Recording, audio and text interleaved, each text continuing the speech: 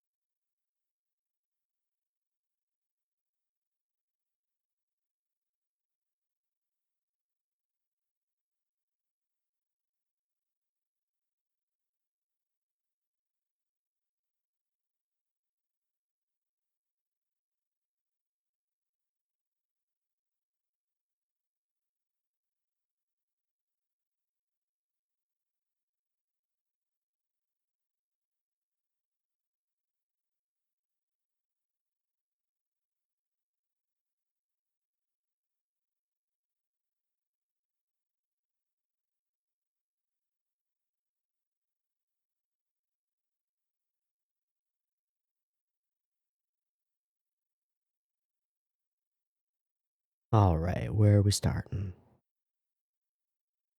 Ooh, pretty flowers. We're in spring. Ooh, weird Mushi. What's going on? Oh, this guy's sleeping, or girl. I can't really tell. Girl, kimono. Or yukata. Please no. Ooh, please no. Gross.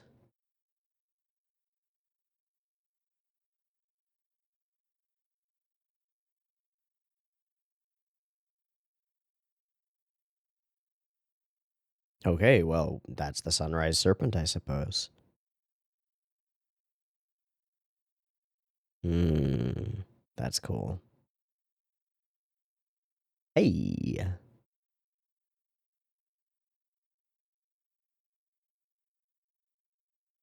what's wrong with that?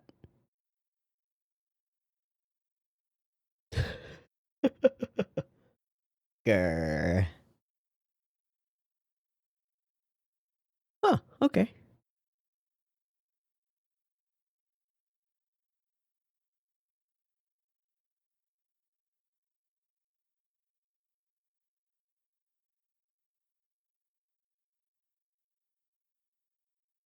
So now we're joking about memory stuff with some older folks,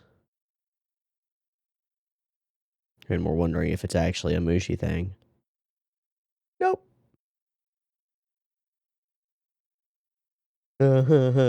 Cool. I know the feeling. Hello. What do you know, Mr. Boatman? Say something. Yep.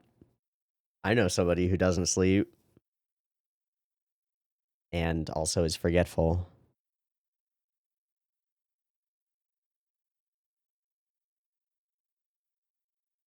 Well, it means something else.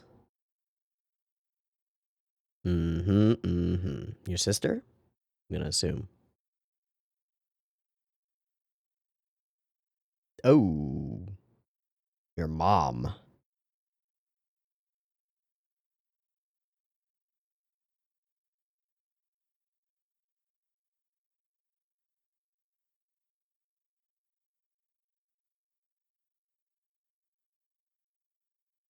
Okay, freaking out at normally things. You just are assuming because you don't remember. Oh, this has some real world analogs that don't feel good. This is some Alzheimer's stuff. That's not good.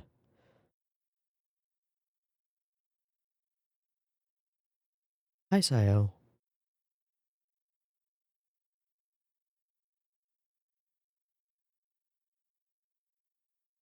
But now,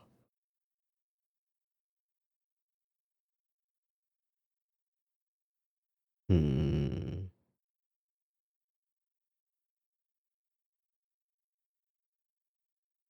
She didn't remember what they were. Those are just dango.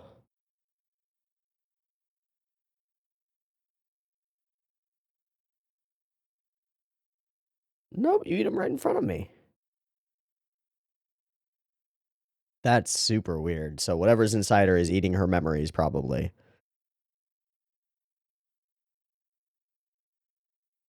Mom, you wear those all the time.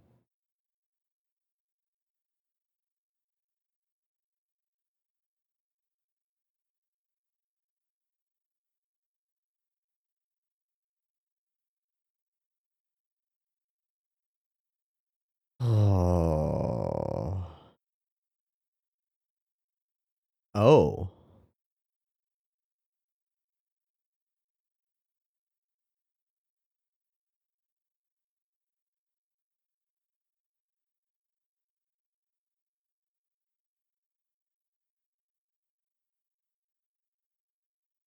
Oh, she forgot what sneezing is. Whoa. Whoa, what? What? She'd forgotten many of them. Is there your parents, I'm gonna assume? Oh.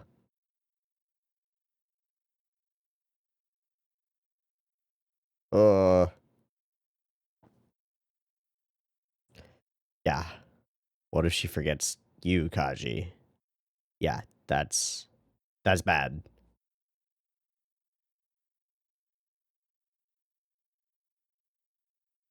Hmm.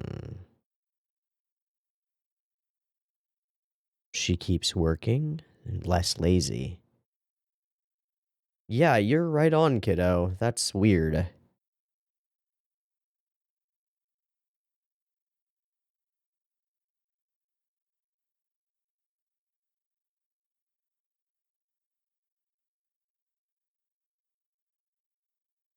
Make a list.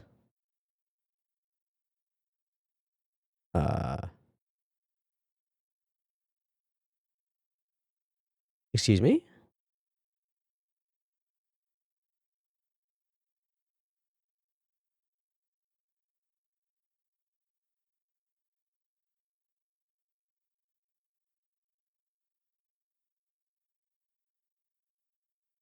Turn to Kaji. Ask Kaji if that's true. Yeah, I'm hoping so as well. Kaji, dude, but uh-huh. Ah.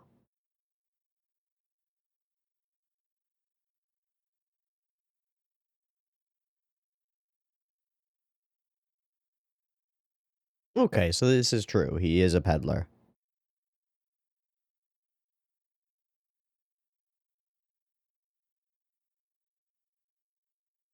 Oh.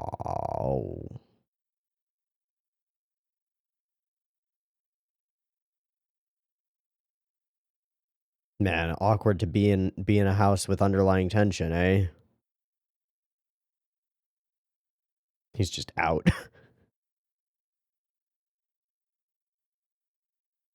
Yeah, that's fair.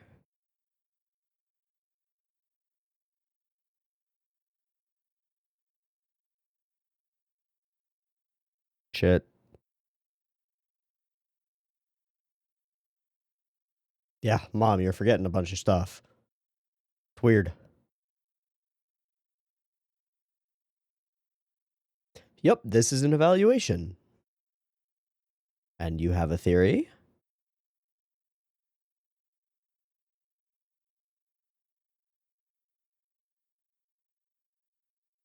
Okay.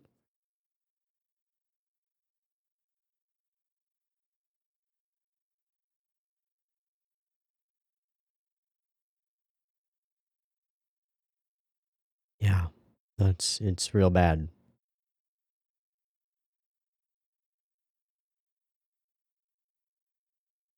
That's the most terrifying thing. Lack of control. Mm-hmm, mm-hmm, mm-hmm.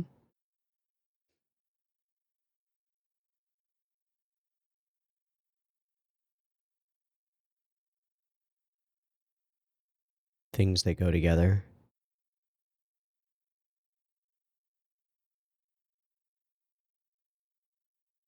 Hmm.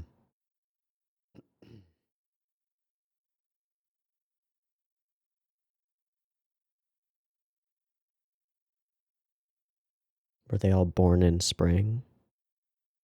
No, okay.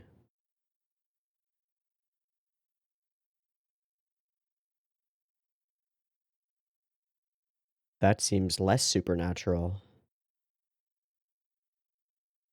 Right. Right, because he's here so infrequently. But she's also forgotten. No, I guess the dango is infrequent. The crabs only come once a year.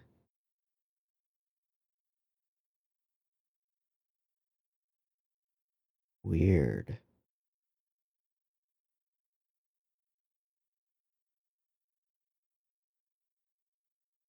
Mm. So she actively focuses on that thing and it doesn't slip away.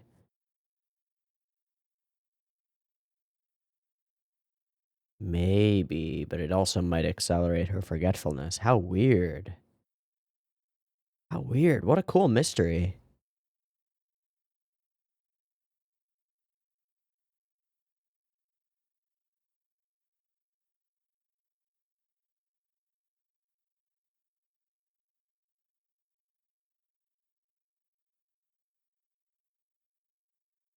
And yet awake she is. Weird.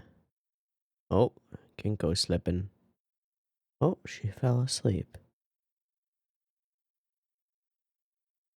Watch the shadow. Watch that shadow. Oh, her shadow didn't move. Her shadow stayed right there. Ah! Haha! What the fuck? You don't see it.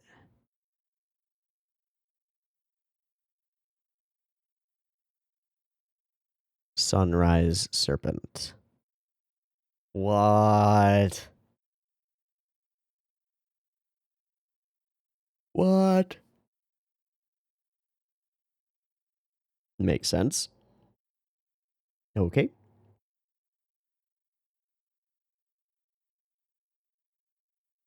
Where she used to sleep.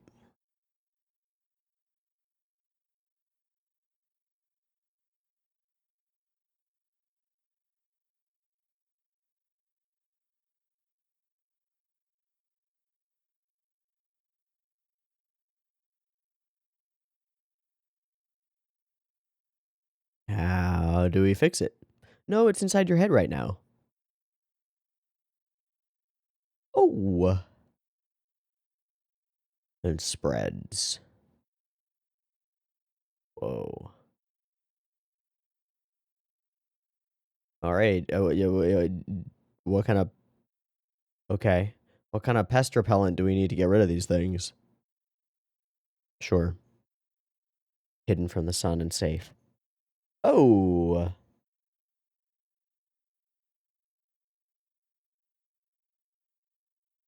How do we get sunlight inside your brain space? Can't. Shit. By repeating them?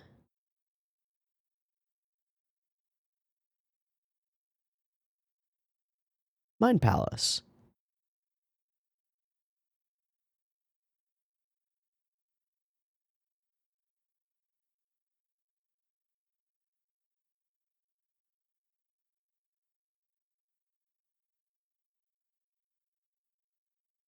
Okay.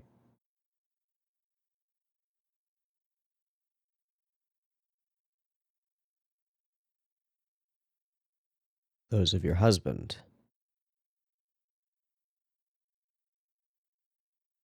Right. Right. Because it wants you to survive and keep having memories, right?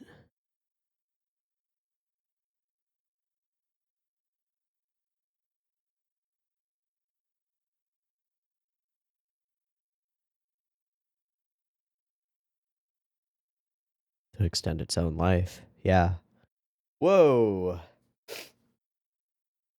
Um.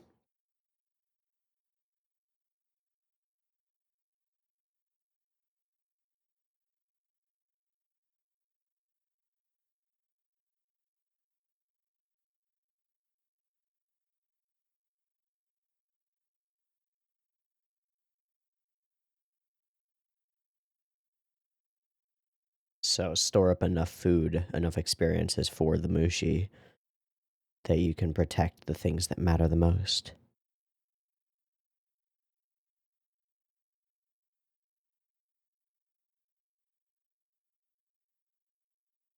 Make more memories. Ooh, that seems weird.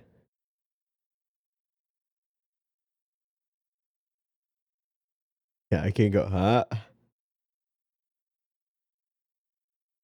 Yeah. How long has it been since he's been back?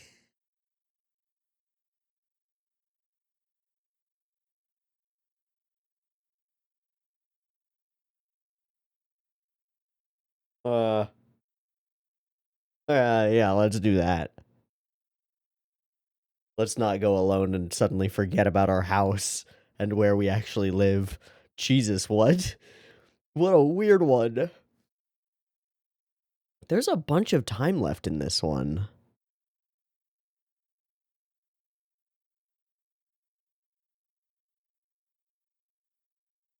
Oh, Ginkgo Day. I'm sorry. Oh, okay, we find out.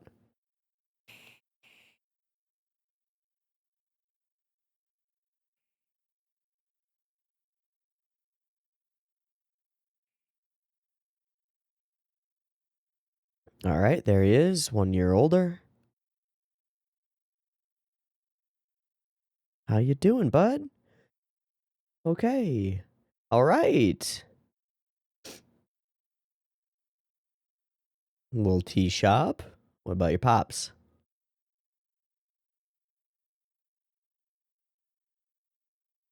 With a new family? Fuck. God shit. Damn fuck it.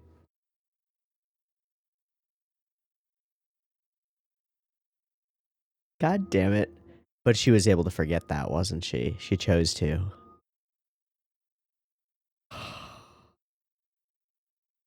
What a dick. What a fucking dick. Let's leave.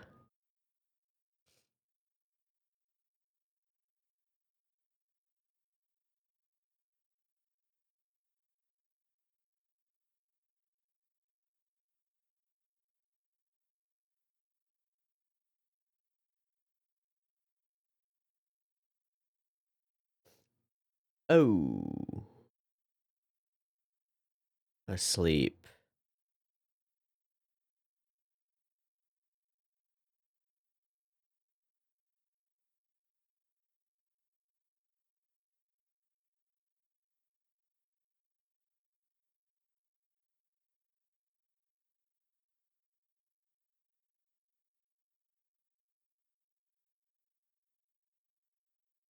And when she awoke, she didn't remember, right?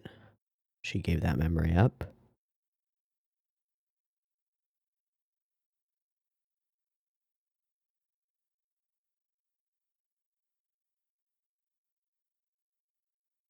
I was thinking the mushi might have split and spread to him, but obviously he still remembers. Whoa, whoa, whoa, whoa, whoa, whoa, whoa.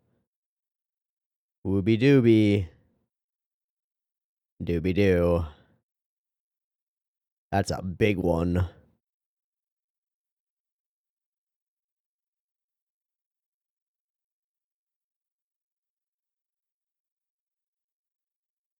Was that a split or was that the OG just taken off, having eaten its fill of her memories?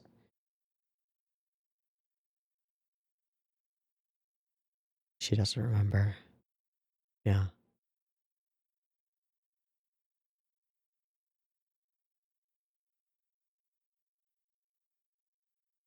We're not at home, Mom. Yeah, okay. Alright, you forgot this whole experience. Uh-huh.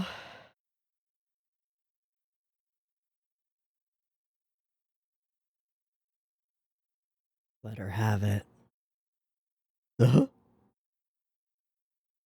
You are hungry. It's all good.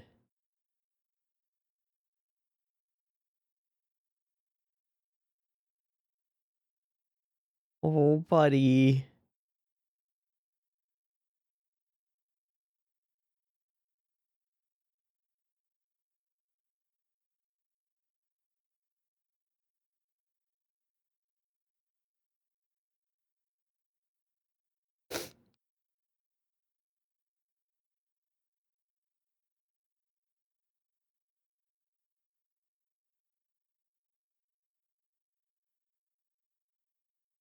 What does she keep forgetting?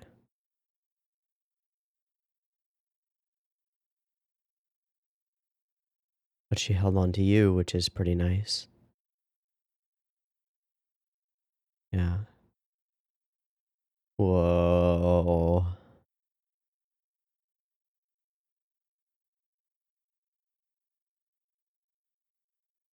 Okay, so she still forgets and forgets.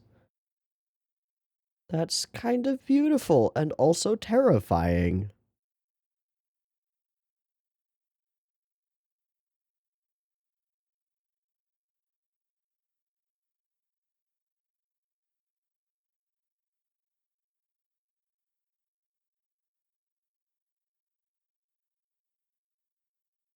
Woof.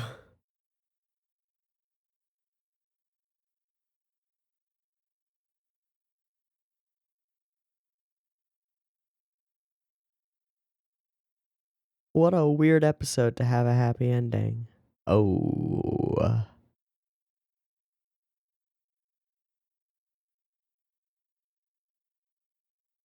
Why did I do that? Weird. Ugh. Oh.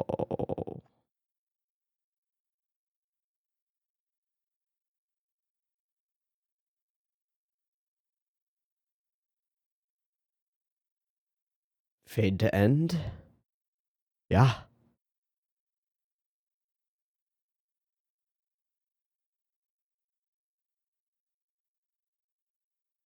Progressive amnesia. Wow.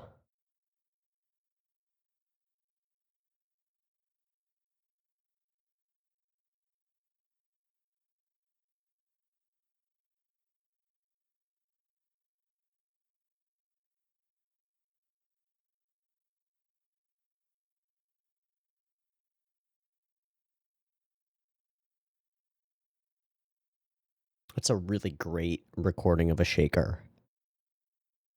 That one.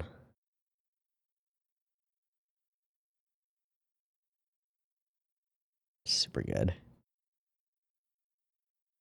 Oh, weird episode, but a really pretty episode. Okay.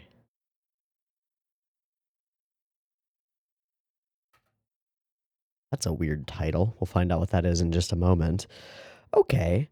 Strange episode. Gorgeous episode. I love that it really, in the first couple of minutes, manages to super evoke spring. The people sitting around under the trees, cheering, having sake in like the middle of the day. It kind of reminds me of like the group of dogs, whatever they called themselves in Natsume, just drinking in the middle of the day. But and then you've got the old guy who's kind of being grouchy, but also, you know, living it out and having a good time and smiling and stuff. And we meet this kid who's obviously got something going on. Go back to his place. I love the first and the second shots of the flower petals on the water before they get rippled and we understand precisely what it is. How they're just sort of like glassily sitting there, really gorgeous, really brings out that spring feeling. Showing cherry blossoms in anime is a constant like thing that happens. It's just like you hear cicadas, you know it's summer. You see cherry blossoms and hear birds, you know that it's spring. But rarely do we see a show evoke the feeling of that season so perfectly, and Mushishi, of course, is the show to do that if any show is going to do that, and it's just gorgeous. See Ginkgo going about his daily life, just going places, doing things, and we meet this strange family and their strange circumstances. I think that this episode does a really good job of showing us how the people around a person who's forgetting themselves and forgetting things react to that and can react to that, and how it can really hurt somebody to be around somebody who is forgetting things, and the worry that they're going to forget them, and the fear and misunderstanding and not knowing what's going on is really terrible and really sad. I love this shot. I love so many of the shots in this episode, but this shot puts her in her own little world with her own little beam of light from the window. And, you know, he explains his thing and brings us through it. I love their general attitudes toward everything, or at least hers, because she's not disturbed by what's going on. Of course, why would she be? She doesn't remember that she's forgetting. But that's the terrifying thing, and it only once we get to the part where we're actually talking that through do we get that idea that it's oh so terrifying. We bring in the husband idea, and of course, I'm worried that the husband is just dead and hasn't come back because he's dead and she's forgotten that he died or something. But Kaji doesn't think so. You know, he's out there and everything that she says about him is true. But there's something else really awful going on here, which is that she is sitting there holding that memory close to her and hoping and hoping and hoping. And we learn that he is not reciprocating that hope. He went off and found another woman and has made another family, which makes him a total fucking asshole. Fuck you. What an ass. That's so not okay. Um, the the visuals of the mushi and the moment where we see her get up and the shadow stays is so freaky when she raises her head and the shadow doesn't move. It's one of those classic freaky things. Shadows acting on their own or not acting with you is always spooky because they're always that way in reality. They're always one particular way, and you mess with that and our brains go nope, nope, nope, nope. So that's fantastic. I think that this is just a super duper well executed and well written episode. Um The visual language is super strong. Like we have these low shots of the face from the eye line down from both characters, so it's like the camera is sweeping between them. Really excellent. The visuals of the mind palace of drawers and things are wonderful. Everything is punctuated by the spring and the cherry blossoms and the feeling. And Sayo herself is like wonderful. I kind of just want to hug her. She's just like she's I just want to hug her, because she has such a positive attitude toward everything, even though she realizes that something is wrong. And that's really beautiful. There are also all these moments where we have him kind of freaking out. We have Kaji kind of freaking out, and his eyes get wide, and we sort of blank out her eyes by not coloring them in the white. And there are all of these little moments like that are just kind of funny and goofy and freaky at the same time. Then we get the story of their little journey to find their family, and we find that there's another family, and again, what a fucking asshole. And she is able to forget that, which is in a weird way a blessing and a curse, right? This forgetfulness is terrible, and it's a loss of a lot of things, but it also sort of demonstrates to us that you only need the things that are close to you, the things that you want to keep inside your mind in order to stay happy, right? She goes through life now making all these new experiences and forgetting them immediately, and then is able to make those experiences again, and is able to look at the world with a new curiosity every day. Kind of childish in a sense, but she manages to keep her son and the base necessities of life close to her, and that's all she really needs to end up being happy. And Kaji is watching this happen, and it's weird, it's strange, but he's able to get past it and be okay, and he lets her have it, not telling her this traumatic event of finding out that your husband went and has a new family. What the fuck?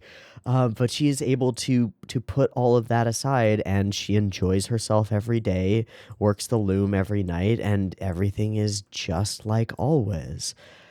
This is a very strange, very human, very weird episode that has, if you want to draw the analogs to real world diseases, real world issues, is very much like Alzheimer's, but unlike that, has this silver lining of the ability to go into every day fresh and to like wake up every morning looking for new experiences and finding those new experiences and using those to fill your time and then forgetting them because those things don't matter, and then holding close to you the things that really do matter. And it almost inspires me to want to think through the things in my life that I really appreciate and to affirm those, right? To think, wow, I've got this and this and this and this, and these are all wonderful, beautiful things. What a strange and cool episode. I really like this one. I really like this one a lot. I think I'm gonna look up. I'm gonna look up who did this one on ANN just to see. So I'll see you in a moment.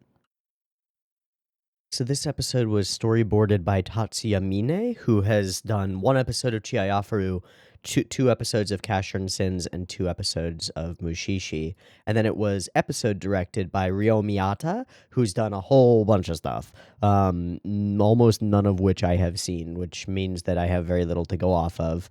One episode of the Hunter x Hunter OVA, one episode of the Junji Ito collection, which I guess might contribute to the ability to create atmospheric stuff, and then some Duel Masters stuff, and some weird things, and some Blood Plus, and some Devil May Cry, and whatever. Okay, so not too much to learn from that.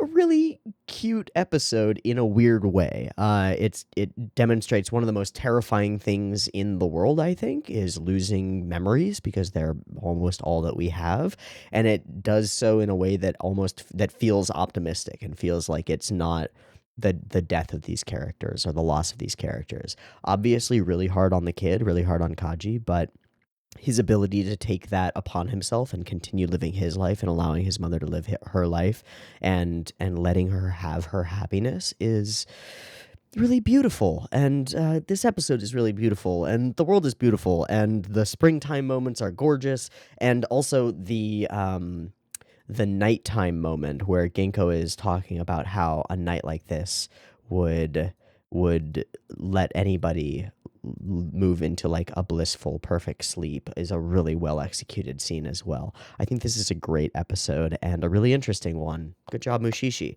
Okay, I'm going to take a break and be back in a second to watch episode 17 of Mushishi, which hopefully doesn't take my soul and crush it because this one was nice. And I'd like to keep that on the roll. So I'll see you in a moment for episode 17. Peace. All right, welcome back. We're good to go for episode 17 of Mushishi, and I only hope that it doesn't rip my heart out of my chest, or does so in a positive-ish way, because I don't think that I can handle some of the darker episodes that we've had. I don't think I'm up for that shit today, but there's no way to know until we get into the episode, so let's get into the episode and we'll find out. Pickers of empty cocoons, which makes me think of like the butterflies and the cocoons that we had during the springtime episode and other things like that, but I also have no idea what it means because why would you pick cocoons? Unless they're like silkworm cocoons, and then you pick those so that you can unwind the silk and have silk threads, right? That might be it. It might be something like that. Ah, okay. Beep beep timer. Let's watch the episode and we'll find out. Yeah, beep beep timer. Okay.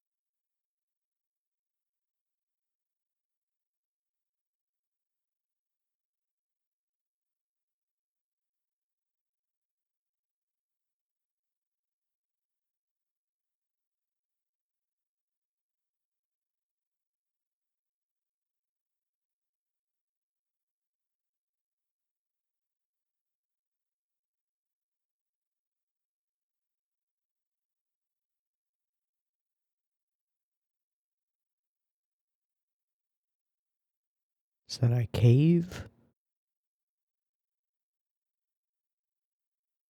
Yeah.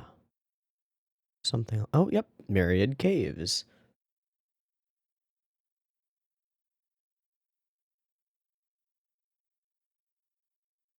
People who vanish like smoke? What? Okay. Oh, okay. Weird. Oh, hey. Still springish. Maybe a little later. Maybe summer. Huh? How? What? What? What?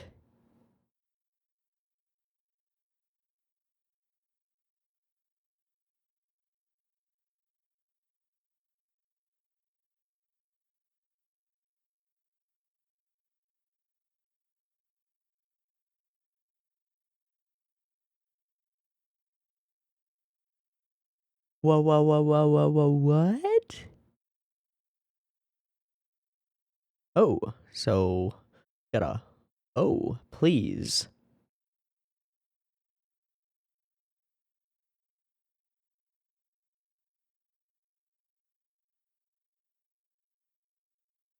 There's a magical mushi-shi messaging service?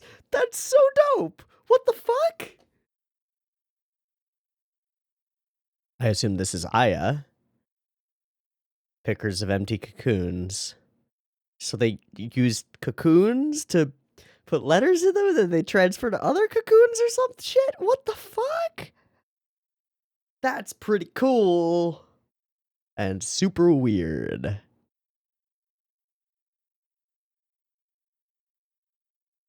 Wishing for I'm sorry. What?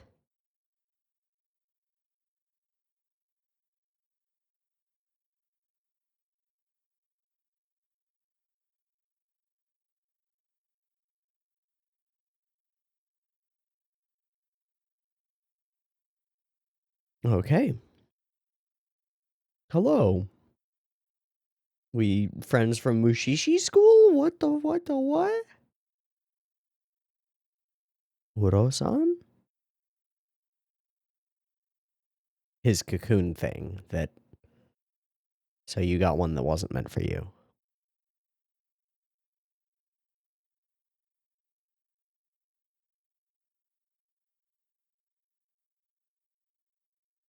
Huh? Doing what with the old ones? Huh?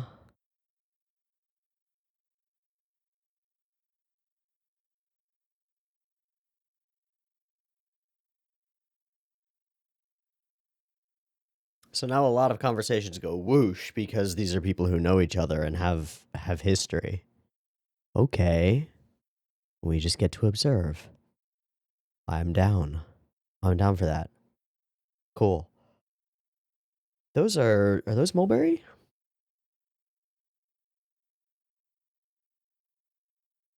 I assume this is Ito.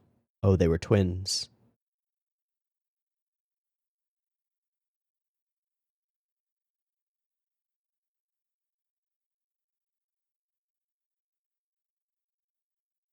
Doshite. Yeah. Oh. Some kind of mushi lives in there, probably.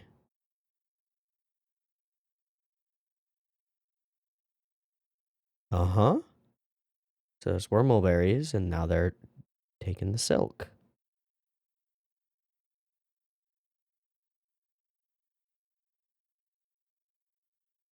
Hello, the old man.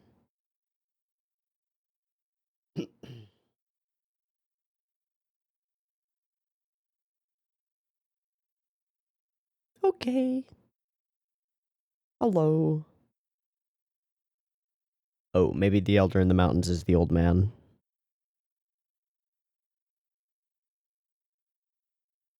Needs a replacement.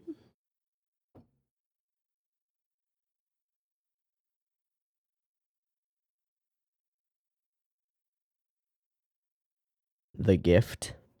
The ability to see Mushi.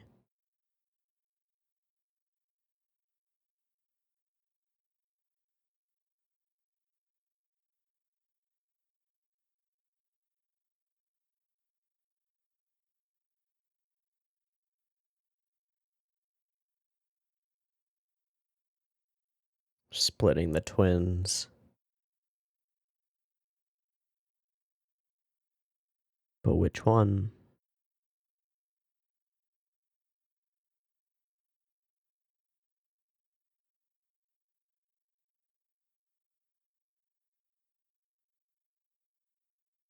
And then two as twins. Can't we both go?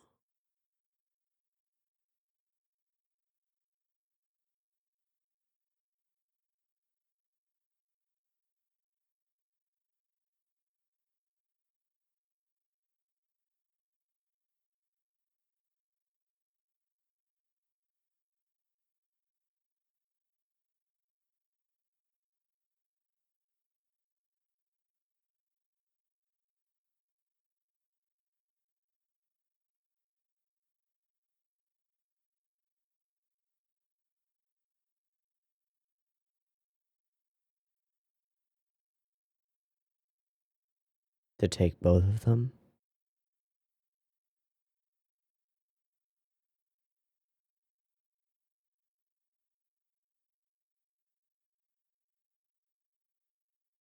So send both. Yeah. Okay. So, something that must be done.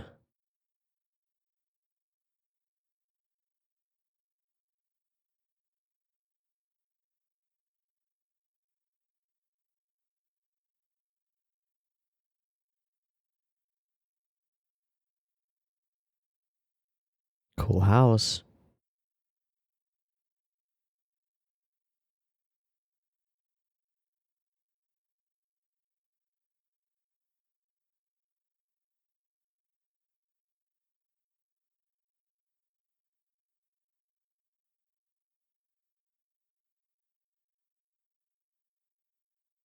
What? All the doors slightly open. What?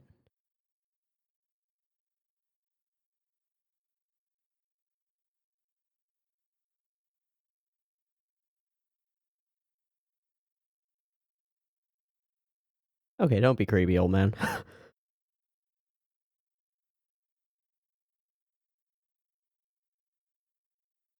Pass down, pass down.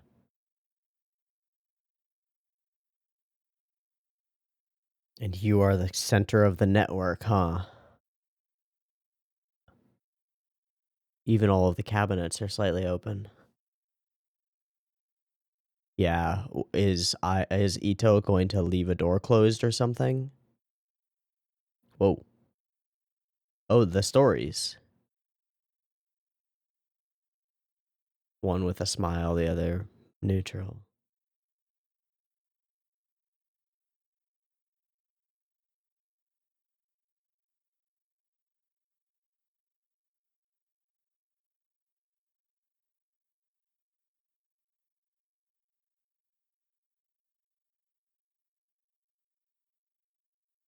Hmm. Hmm.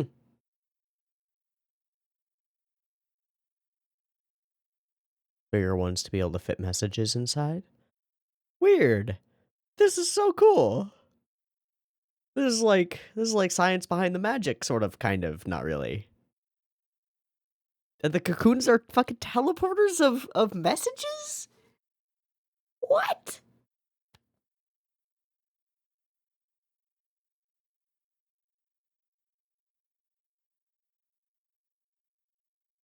Right. Oh, so they end up bound to somewhere else. And then they, yeah.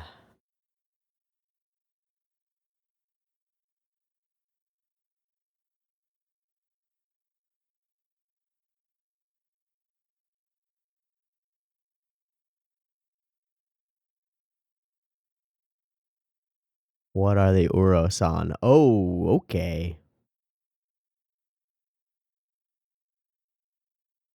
Boop. And sealed.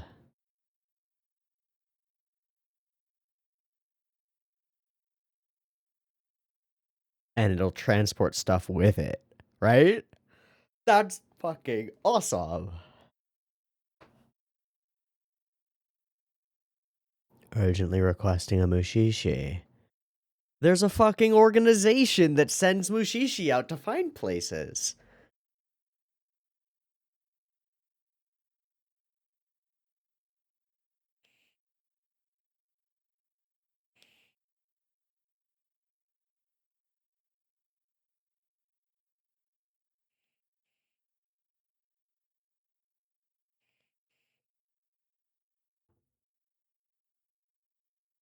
On some kind of timeline on its own time, because everything works on mushi time.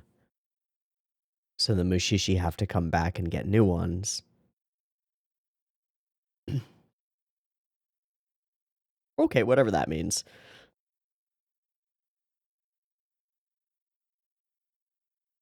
Okay. Okay. I agree. Why is one of you dead? That's why. Something went weird.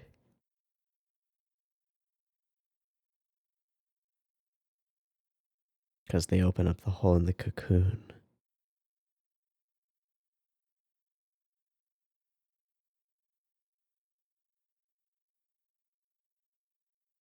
Well, somebody's gonna close the door. And then open it.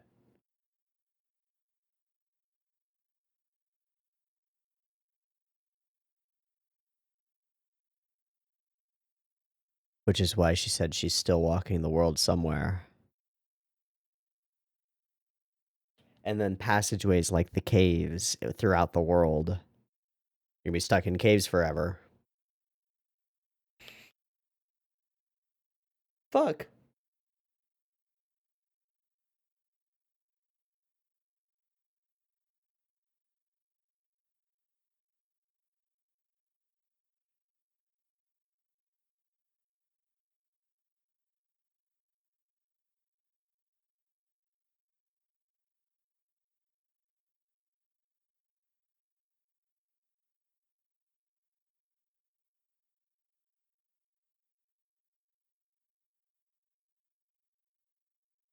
Their voices are great. They really are great. I wonder if it's the same voice actress. Hmm.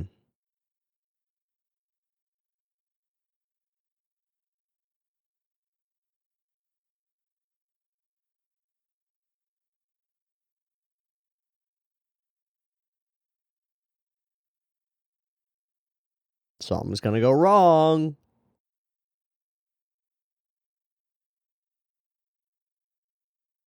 Is it just that a cloth is going to accidentally cover the door? No. Ah. That's an enclosed space? That counts? Oh, fuck. No, no, no, no, no, no, no, no.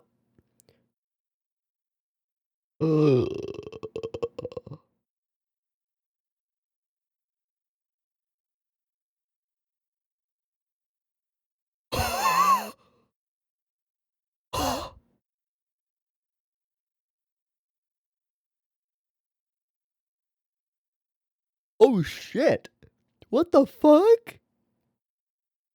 Yeah, but what could you have done?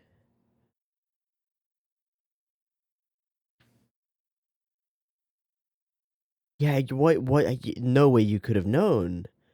I was thinking a more effective seal.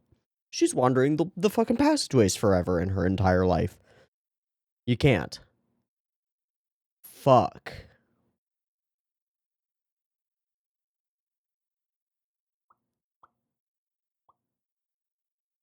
I hope so, but ah.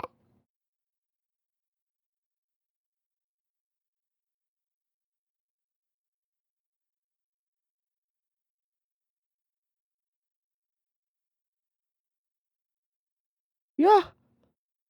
Twin bond, dude.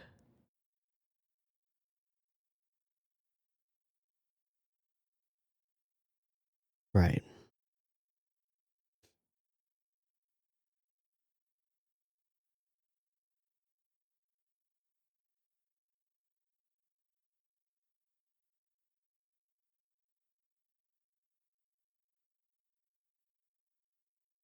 And you know how to get out? Ginkgo, you're a badass. That's all I've got to say.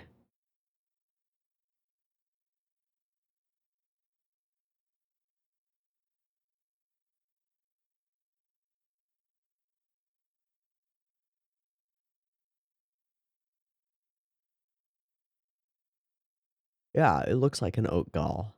Oh, that's gross. Oh, that's fucking gross. Okay, so you hold on to the chain and you can go in. Absolutely disgusting. Like giant silk.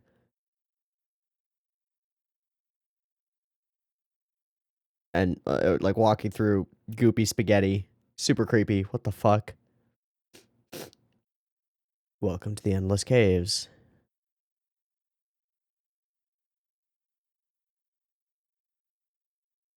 Oh. Okay. There's a whole universe down here. Crazy. Don't let go of the chain.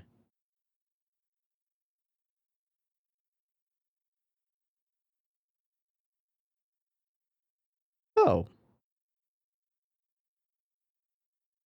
Oh, great. Sure.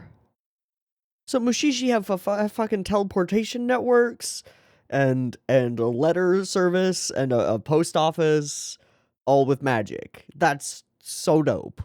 That's so dope. That expands the world so much.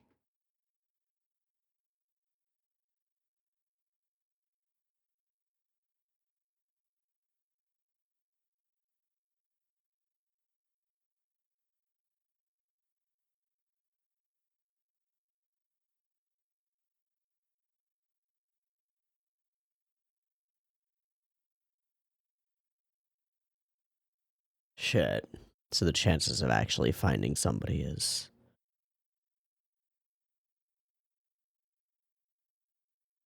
crap. Right.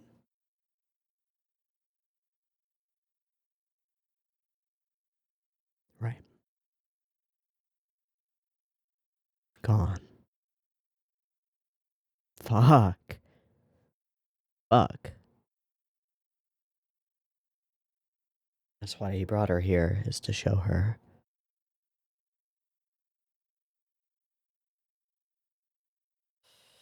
But you can't. You have to leave it open. Oh, what a fucking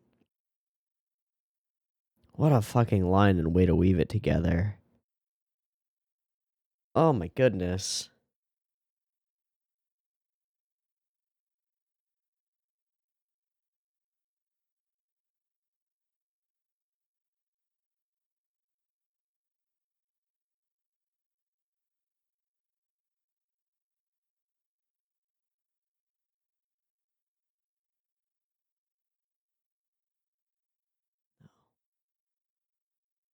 Sorry. Holding on to a hope that just isn't there. Shit. Shit.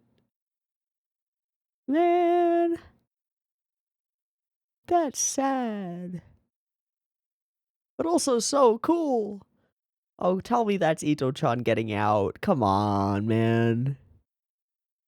I mean, that seems too sappy and impossible, but come on, man. She found another place. A weird girl who appeared?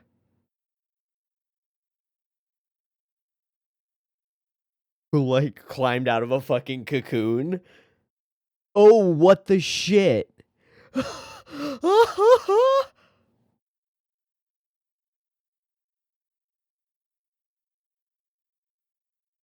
With a letter.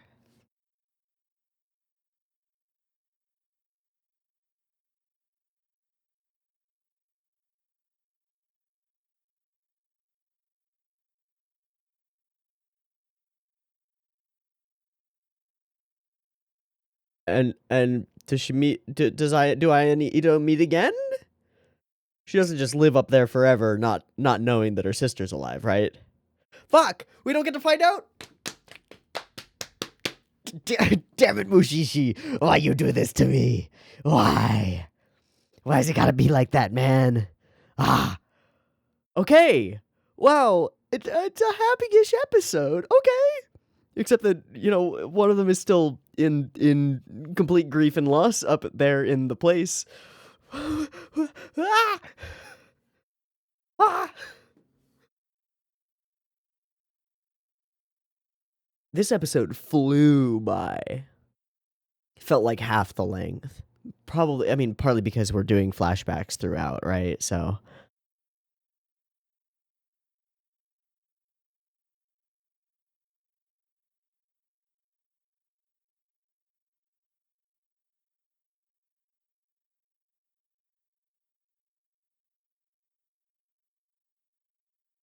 I like this episode a ton.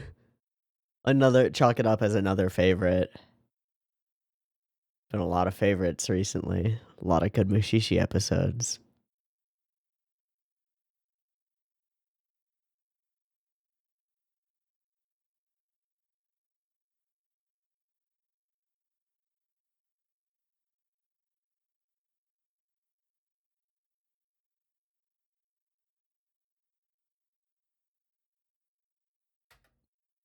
Weird title for the next one, Clothes That Embrace the Mountain. Strange. Okay, everything in this episode is super cool. From the introduction of this weird cave thing that we don't understand until we start to understand it, to the mystery of the weird broken up letters that are appearing in cocoons in Ginkgo's bag, to the slow roll of finding out what's going on there, to the revelation that makes every bit of sense. It just clicks, right? Of course, there have been mushi-shi for generations, and of course, those mushi-shi have found ways to utilize mushi as a part of the living world, right? And utilize them for their own purposes. The same way that humans have found ways to utilize silkworms and utilize plants and utilize crops and grow food and like make carrier pigeons and all things like that. Of course, Mushishi have found ways that only they know of to send messages to each other or to even travel great distances in shorter times. That idea that there's all of this stuff makes the world of Mushishi so much more interesting. That it's not just these wandering individual Mushishi who randomly show up at random places at random times when Mushi stuff is going on, but instead that there's a network and there are individuals who are crucial to that network and part of a tradition that send messages and inform Mushishi of where they need to be and why, right? That's so freaking cool. And then we have Ginkgo show up into this place and obviously knows this character, and they speak about a bunch of stuff that goes right over our heads because they are familiar with each other and we're not familiar with the things that they're familiar with, right? And they know each other's stories, they know each other, and then we flash back into this fantastic little story, both as like an object lesson and as a weird warning about the terrifying nature of Mushishi and how coming close to that kind of stuff can be very dangerous. But also that like this is one of those little like fairy tales where, unlike most Grimm's fairy tales where the characters do something genuinely wrong, right? You know, you have to go in and eat the Wicked Witch's candy house and start stealing from somebody before she puts you in the oven and eats you, right? Like you have to fuck up in order to make things bad. Now, that fucking up could just be wandering into the forest as a child, which, you know, you're trying to teach children not to wander alone into the forest because there are things in there that will eat you. But in this case, it's just don't close doors. Don't create closed spaces. Otherwise, you'll get sucked in if you're in one of those closed spaces. And the way that that closed space is created is not something that could have been stopped. She just falls asleep on a porch and a blanket falls over her. A silk fucking sheet falls over her. And that creates a closed space. And the Urasan gets in there. And what are you going to do? Not pull the blanket off of her? Pin it down and have her live under a blanket for the rest of her life? What do you do about this shit? I don't know. But I will tell you that the sequence where she pulls up that blanket and says Ito-san and pulls it off, and we just hear, or Ito-chan, we just hear, don't lift it off, and the blanket falls. The way we cut back and forth and create that is so ephemeral and weird and absolutely amazing. Oh my God. I've never seen anything quite like that. That is crazy cool and horrifying, obviously, right? Like that's horrifying. That's terrible. That something so simple could cause such a fucking disappearance of a person. But at the same time, what a story. What heartbreak and loss that they both go, and she sits with that pain for fucking forever, for 5 years, not knowing. And Ginkgo offers to show her. And what Ginkgo's doing is bringing her closer to the place of that loss, right? In the same way that like if somebody doesn't believe that somebody close to them is dead or is gone and can't track with it, sometimes going to the place of its occurrence or getting close to it or going to the grave and seeing it makes it click into place and allows them to move on. This is a story about loss and grief and needing to move on, but also fantastic world building and really interesting concepts. The idea that it's because two pupae spin the same cocoon, they become like quantumly linked in a weird way, and a message put into one goes into the other if you unfurl the strands and make them into new cocoons. What a crazy, beautiful, cool idea that is. That's so fascinating. It tracks. It feels right. It's again, it's like the science of magic, you know? It's impossible and it's magical and it's weird and it's crazy, but it makes perfect sense once you buy into the idea that mushi actually exists. It's like, of course that would work. Of course humans or Mushishi would have figured something like that out and then would have utilized it over generations to send messages to each other. How fucking cool. But also fucking tragic. This girl is lost, and more importantly, her sister believes that she's lost. And then we see this craziness, which is utterly absurd and insane and amazing. Can you imagine just doing your silkworm thing and pulling cocoons and making silk, and a fucking person comes out of a tiny cocoon? What? But she has a letter on her, and she's taken back to her home village, and we don't get to find out if her sister ever finds out that she's alive. Gah, gah, gah. Mushishi, come on, please don't do this to me. But also, please keep doing more of this to me, because this was a super interesting episode with really awesome concepts, a great core story that is all told to us in this flashback, and then we see the ramifications and the consequences of that story in the present, and then an at least hopeful ending, right? We don't know if they meet again, but we can assume that they probably do, although Ito-san doesn't have her memories as far as we know, and has been lost in this cavern for 5 years.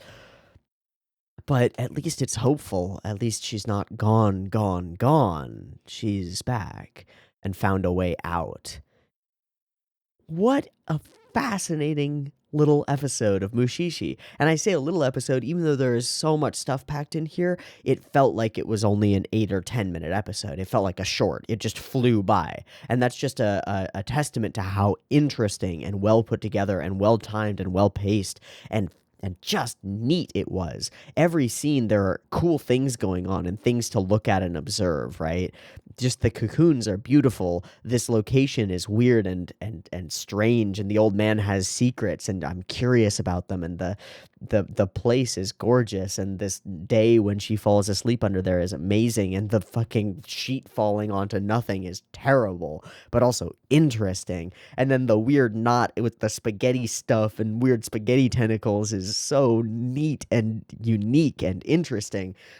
There are no tropes here. There's just Mushishi. It's just this show, and it's at its peak in this episode. This is one of the coolest episodes of Mushishi that we have seen, and I like it a lot. Bam. That's my whole take on it. It was really fucking cool. Well freaking done. I want to once again look up, because I still got the ANN page up. I'm just gonna look up who did episode 17 and see if that gives us any ideas.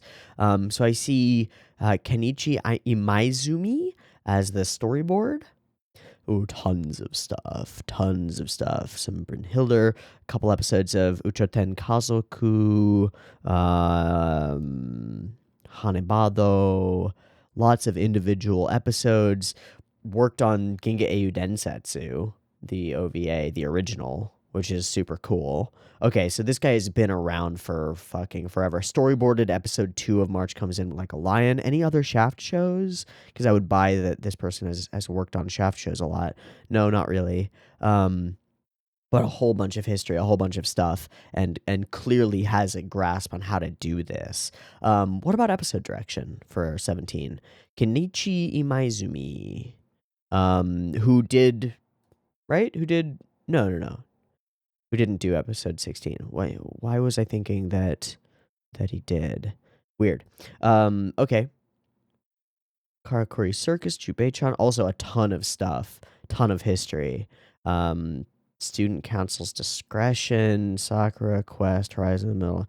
A lot of stuff, a lot of weird things. Worked on Genocyber or Genocyber, however you want to say it. Worked on some old OVAs. Has been in the industry for a long time. Couple episodes of Shirobako, which is cool. Worked on episode 2 of Riki-Oh, which was terrible. So I have no idea, man. I got zero clue.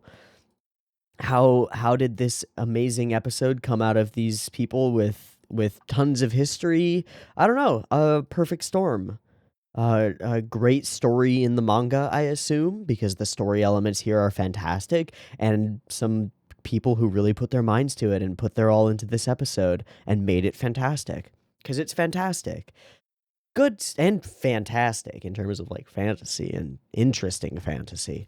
What a cool pair of episodes. Thank God. Because I woke up feeling wacky today. I really needed some interesting episodes to take my mind off of weird dreams and things, and I got them. I fucking got them. Yeah. Yeah, good job, Mushishi. Thank you, Mushishi.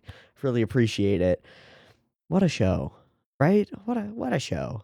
Okay, I'm gonna wrap there. I've been Teeaboo. This has been Mushishi 16 and 17. I hope you've enjoyed them as much as I have. I hope to catch you next week for a couple more episodes. We'll see if we stay on the roll of interesting, moderately uplifting, cool episodes, or if we get our hearts ripped out of our chest next week. I don't know, but we'll have to wait till next Tuesday to find out. See you then. Peace.